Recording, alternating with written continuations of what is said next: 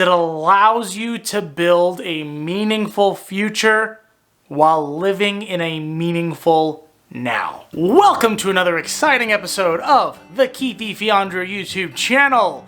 As always, please leave a like and subscribe to support, and today I want to talk about how to bring more balance into your life. Now, for some of us, we do have a goal in mind for what we want to achieve, but for right now, I want to stretch out your imagination to help you find what it really is you want in your life before we look at bringing balance to your life. What I'd like you to do is write down 3 outrageous goals that you would want for yourself. So let's say I want to make $1 million per year. I want to own a multi-million-dollar mansion. I want vacation homes all over the world. Now, the reason why I ask you this is because whatever you write down, a genie's gonna come out and grant you these 3 wishes. So obviously now that you're thinking about that, well, 1 million a year, why not 100 million a year? Why not 1 billion a year? Well, here's the catch with the genie. He's actually going to negotiate with you. So don't forget, everything this genie is going to give you, he's going to snap his fingers and you're going to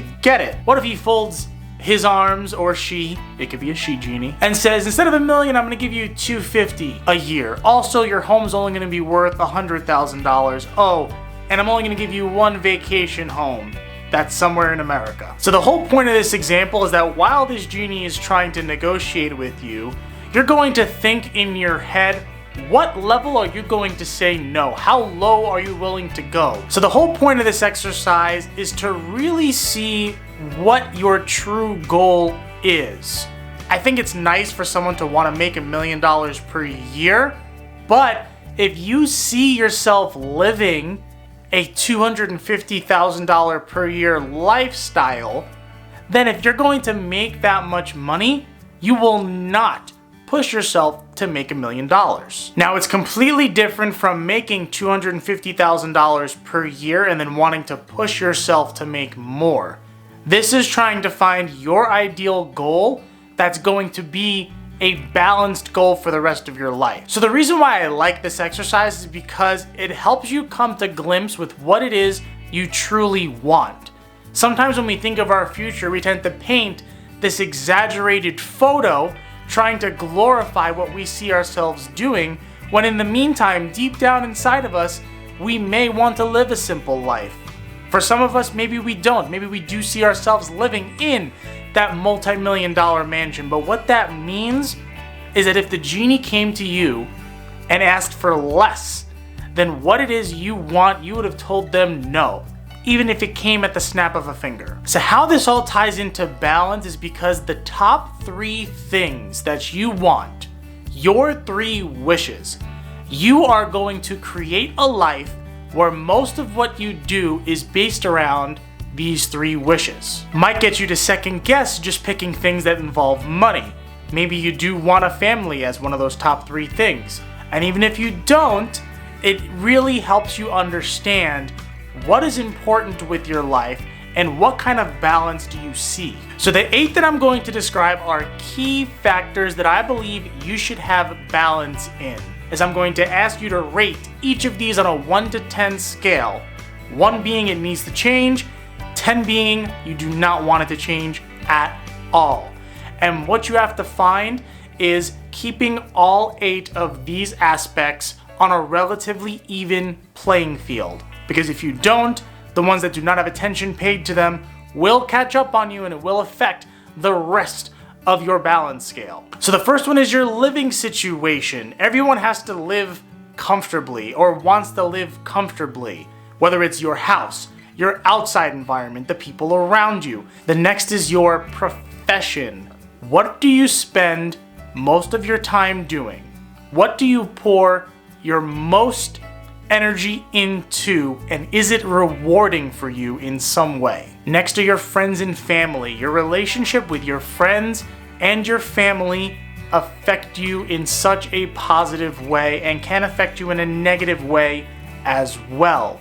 You want to be able to focus on maintaining those good relationships, keeping your circle intact, because in those dire times where you need a helping hand, your friends and family will be the first people that will answer your call. And then we have significant relationship.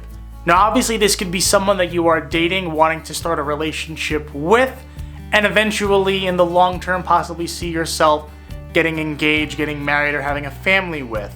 But the reason why I say significant relationship is because if you do not have that in your life, or you do not have it yet, then the significant relationship focus should be yourself. On a 1 to 10 scale, how much do you love yourself? How much do you appreciate yourself? Now we have relaxation. It is so important to give yourself some sort of payoff. I do believe in the people that work non-stop, get their sleep or minimum sleep, and then continue to work and put the hustle in, but those people may not see relaxation as important to them as other people may. If you see yourself living a life where in your relaxation periods, you are seeing friends and family, you are taking mental health breaks, something that you see as important to your life that you're going to continue to do for the rest of your life, do not ignore this part. Even if it's something where you take a vacation for X amount of days, reward yourself and relax. Then you have health. Obviously, this can tie into your own relationship with who you want to be, but having a focus on your mental and physical health is very important. That right there is your fuel, and without that, it's hard to help the other areas in your life. Then we have income and wealth.